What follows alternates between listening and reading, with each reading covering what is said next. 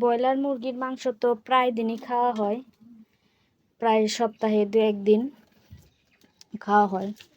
আর দেশি মুরগির মাংস তো আর প্রতি খাওয়া হয় না, তাই জন্য আজকে রান্না করব হচ্ছে দেশি মুরগির মাংস দিয়ে ঝোল করব, আলু দিয়ে পাতলা ঝোল।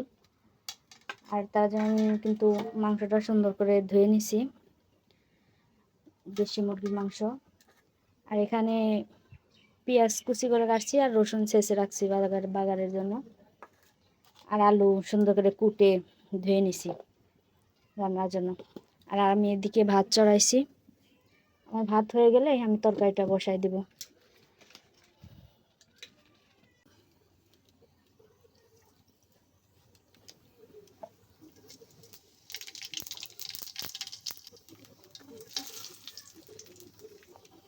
ছেঁচে রাখা রসুন,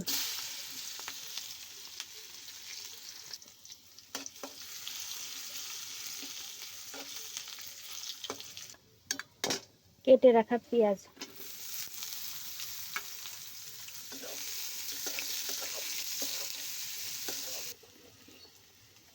লবণ, জিরে বাটা, আদা রসুন বাটা,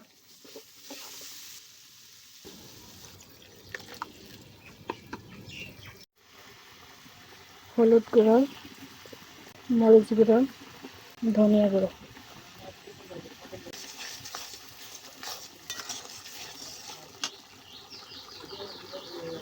মশলা সুন্দর করে কষানো হয়ে গেছে, এখন আমি ধুয়ে রাখা মুরগির মাংসটা দিয়ে দেবো।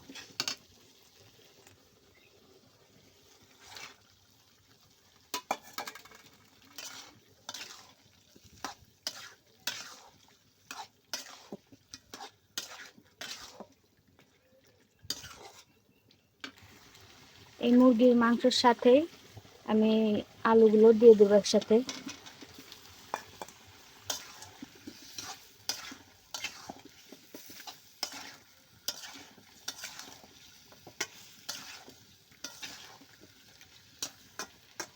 এটা সুন্দর করে ঢেকে দেবো যাতে তাড়াতাড়ি সিদ্ধ হয়ে যায়।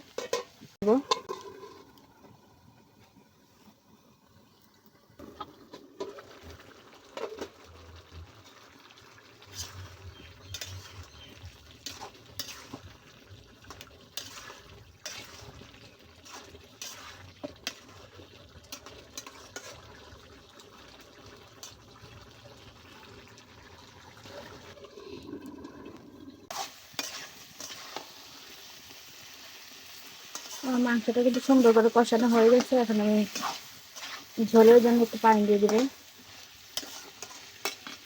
দেখেন কি পরিমাণ চুলায় জাল জ্বলছে।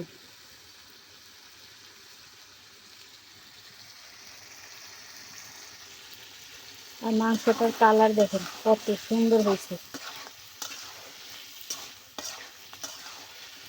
এখন আমি ঝোল দিয়ে দেবো।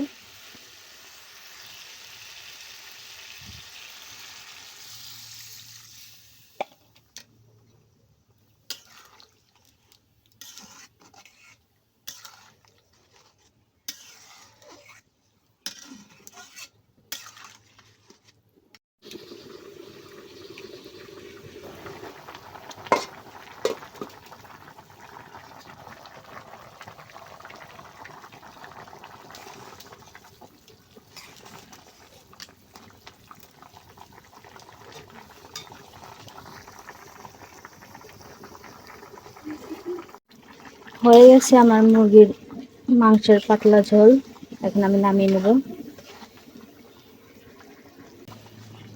আমি এই মুরগির মাংসের পাতলা ঝোলটা কিন্তু ঘরোয়াভাবে রান্না করছি। দেখেন একদম ঘরোয়া পদ্ধতিতে, ঘরে যেরকম মশলা দিয়ে খাই দেশি মুরগি দেখে একটু পাতলা ঝোল করলাম। ঘরোয়া মশলা দিয়ে আমি আজকে মুরগির মাংসের আলু দিয়ে পাতলা ঝোল করলাম, আপনারাও ট্রাই করবেন। আর এই মুরগির মাংসের পাতলা ঝোলটা কিন্তু রুটি দিয়ে খেতে বেশি ভালো লাগে। যাই হোক রুটি আজকে তো বানানো হয়নি, তাই জন্য ভাত দিয়েই খাবো। গোটা মুরগি রান্না করছি, যেহেতু দেশি মুরগি অল্প হয়। লেগ পিস ছেলের জন্য। আর আমার রান্নার ভিডিওটা কেমন লাগলো অবশ্যই কমেন্ট করে জানাবেন।